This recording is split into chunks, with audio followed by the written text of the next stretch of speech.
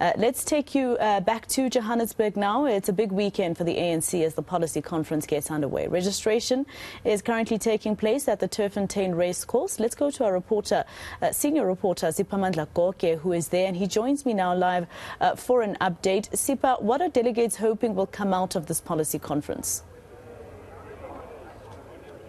A number of issues that are contained in the ANC's discussion documents on policy matters. They have highlighted issues ranging from immigration.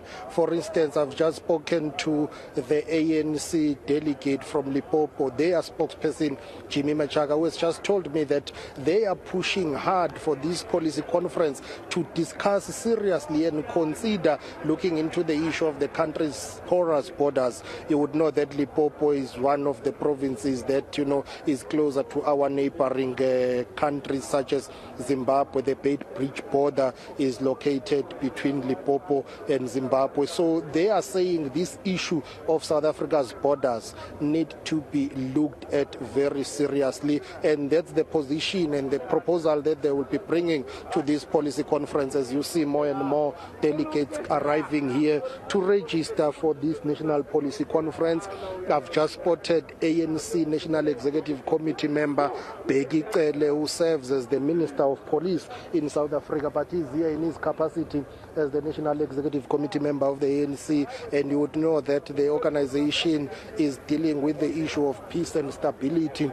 And I guess one of the two critical issues that will be discussed during this policy conference is the issue of violent crime in South Africa. South Africa has the highest number of murder rates in the world, one of the countries which has the highest number of violent crimes in the world globally, and that is a concern because every day people are gunned down in South Africa, stabbed, and also the issue of gender-based violence and femicide, I'm sure, is one of the issues that will dominate. This national policy conference, because there is a scourge of gender-based violence and femicide in South Africa. So those are the issues that will be discussed, ranging from the economy, issues of social transformation, economic transformation, issues of health, education, and a number of issues that the ANC-led government would like to be seized with. That delegation that is over there is from the Free State. I've spotted one of the members of the interim provincial committees of the ANC in the Free State, a gentleman wearing a white jersey there. His name is Pulodisho Motsweneng. He's from the Free State. He has just told me that he would like to see this policy conference of the ANC discussing issues of the economy in particular, and of course that contentious issue of step aside is going to be raised here. The position of the ANC in the Free State, or should I say the interim provincial or interim committee for now, is that, well, step aside is okay, but it must be maintained and it must be implemented in a way that is not factional and in a way that is not divisive. The ANC in the Northwest is of the same view that there is no need to scrap the step-aside resolution of the ANC, but rather improve on it, whereas some provinces such as KwaZulu-Natal, Limpopo, and Mpumalanga are calling for the scrapping of step-aside resolution. Dakota Lekwete is a member of the National Executive Committee of the ANC. Thank you very much for your time, Baba. Registration has been very smooth. Is this national policy conference going to start on time tomorrow? But talk to us about your program. How is it going to unfold from tomorrow morning? No, thank you very much. All of our preparations are on par. We are happy so far as the African National Congress. Today we are finalizing the registration of all delegates to the policy conference. We are finalizing accreditation of all media houses, and all our guests, including international guests, will be joining us in this policy conference. Tomorrow in the morning we will be starting the policy conference with the interfaith prayer. Immediately after that interfaith prayer, we'll have open remarks by the chair. Then after that it will be the president with the president's address at the policy conference, which will be open session. Immediately after that we're going to a closed session. Key policy issues and discussions that will take place here: issues of the economy, issues of energy, issues of health, education. All of what you will be discussing from tomorrow you have discussed and you have resolved on it, but you have not implemented it. Why? Look, policy depends on the capacity of an organization. It also depends on the public fiscus in terms of us as the governing party. You would realize that some of the policies that we have managed to implement, there are others that we are still to implement. And I think the policy conference gives us an opportunity to relook and review some of the policies that we could not put them into action. And we are ready as the leadership to be taken to task by our structures and all in sundry. But those that you have not implemented, some will say you do not have political will to implement them. You pick and choose which ones to implement, and there is no excuse for not implementing others. It's a question of not, having that political will to implement them. Look, it's not a matter of a political will. Look, when you are elected by conference as a leader to take responsibility, you take responsibility with all what it goes with. Amongst what it goes with, it's resolutions of conference. So it's not for a leader to pick and choose on what to implement. If there is a leadership that pick and choose what to implement, the honors lies with branches because they are the ones who decide on policy. They are the ones who decide on leadership to get rid of that leadership they want. Is this the kind of society that the ANC was hoping to lead when it said it was ready to govern?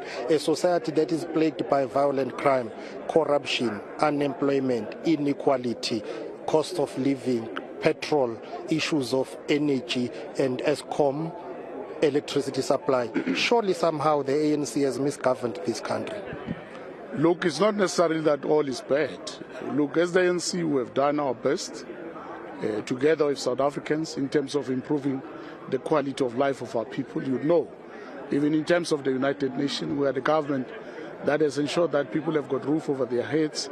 We've been able to put up a social security net to those poorest of the poor in our country, that 18 million South Africans are on social grants, 9 million children who never had food at school are part of the national schools feeding schemes. We'll build more than 700 clinics, more than 4 courts, more than 3 universities. So life was moving towards the right direction. But Mr. Likhwete, agree with me that all of that is happening in a country where there is sluggish economic growth. The fiscus is not coping. Very few people pay taxes because they are employed. Highest unemployment rate in the country. At some point, the fiscus will not cope. And all the things that you are mentioning, that's why you were given the electoral mandate to be in government to implement them. Yes, indeed, we're the governing party. We have the burden of responsibility of leadership to lead the nation and toward the right direction. And I think what you are saying, in terms of your critics, is correct. We need to improve the conditions of our people. Our people are not necessarily interested in some of the gimmicks and political mumbo-jumbo exercises that we sometimes do. People want security for their children. They want a future for their children, education, health. They want jobs. People want serious issues that affect their day-to-day living, rather than some of the jokes we are doing as a leadership. As we are doing this interview, a few minutes ago, staff members from Luthuli House were protesting outside, saying they were not paid. Yesterday, Pulemabe said they will be paid, but those that have spoken to us say they were only paid their June salaries. July has not been paid. Any update in that regard? Look, even on the issue of salaries, I can't defend the indefensible. It's humiliating for anybody to work without an income in a democratic state, nohal by a party-leading government. And I think we are working on that particular matter as the ANC. So far, we are just waiting for the final clearance from the banks. We should be able this afternoon or later this evening, between today and tomorrow, to pay all our staff members all outstanding salaries. I'm not worried that this policy conference will be overshadowed by organizational issues of step aside, organizational renewal and unity, and not focus on core policy discussions and issues. Indeed, we are worried.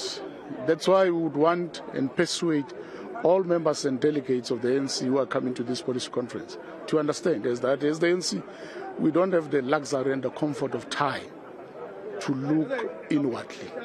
We have a burden that 3 million South Africans after COVID lost their jobs. Our economic growth shows the negative. Our inflation rate moved now up to 9% with the increase of 75 basis points recently. It's very clear that the cost of living in our country is going to be bad very soon. And the sooner we wake up and smell the coffee as the leaders and delegates of the NC to understand that we don't exist for ourselves, we exist for our people. The issue of the Zondo Commission report, Jeff Hadebe is leading a committee that is seized with that matter, the implementation of the recommendations from the Commission. And I understand that you have given your integrity committee about 6 months to deal with the matter of those who are implicated there. Do you think that's viable, these 6 months that you have set aside to process and deal with the Zondo Commission and the implementation of the recommendations? Because that's another political headache for you as the ANC. Look, it's not necessarily a political headache. We have to implement what conference said for us to do. Amongst it is to fight state of capture and corruption, to fight general criminality in society or any impropriety. So I think 6 months is what we gave to ourselves as the ANC, because others amongst us may be charged for wrongdoing or to be in conflict with the law.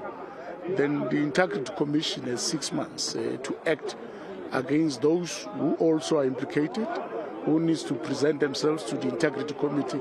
But the rest of the work must be done by the law enforcement agencies, because crime, it's an illegal act and nothing illegal can be legal. So the law must act. In closing, some people are saying this gathering must be, in a way, be opened up to be a consultative forum because you did not have the National General Council of the ANC. What is the NEC position on that one? There are some people who say you cannot go to the policy conference without the current leadership having not accounted. There was no midterm review of the implementation of the policies. Look, where we stand as the leadership is that this is a policy conference.